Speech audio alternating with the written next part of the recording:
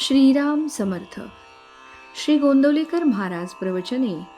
दिवस 179.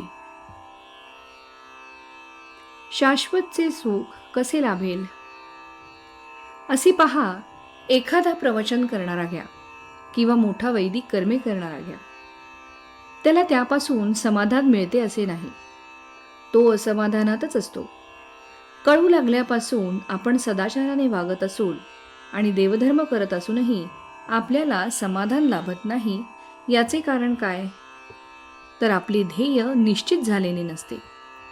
आपण नीतीने वागतो ते लोकांच्या भीतीने, कारण आपण वाईट वागलो तर लोक आपल्याला नावे ठेवतील. लौकिकासाठी केलेले कर्म कधीही समाधान देऊ शकत नाही.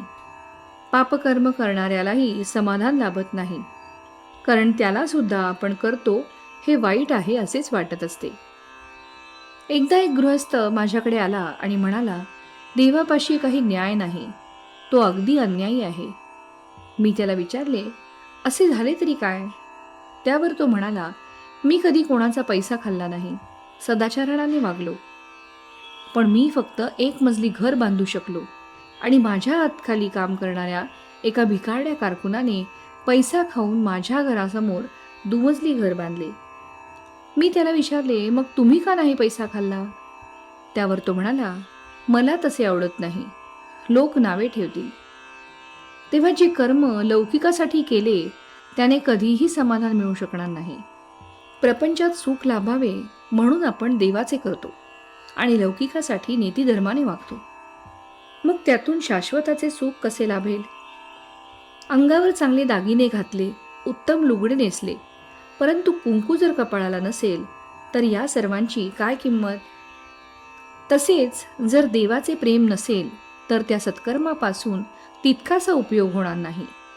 याउलट देवाच्या ठिकाणी अत्यंत प्रेम असून सुद्धा जर नीतिधर्माचे आचरण नसेल तर ती परमार्थाची इमारत टिकू शकणार नाही. खरोखर परमार्थ अत्यंत सोपा आहे.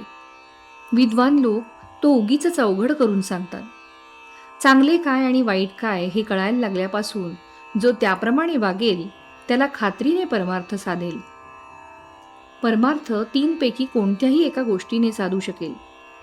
एक देहाने साधूची संगत, दुसरी संतांच्या वाङ्मयाची संगत आणि त्याचप्रमाणे पुढे आचरण, आणि तिसरी भगवंताचे नामस्मरण. नाम घेतल्याने त्याची संगत आपल्याला अखंड लाभू शकेल. संतांनी सांगितले ते संशय न घेता विश्वासाने करणे ही पहिली पायरी, आणि ते पुढे निश्चयाने, श्रद्धेने आणि प्रेमाने चालू ठेवणे ही शेवटची पायरी. हाच शाश्वत समाधानाचा मार्ग आहे. तात्पर्य, जग काय म्हणेल म्हणून वागणे याचे नाव व्यवहार, भगवंत काय म्हणेल म्हणून वागणे याचे नाव परमार्थ.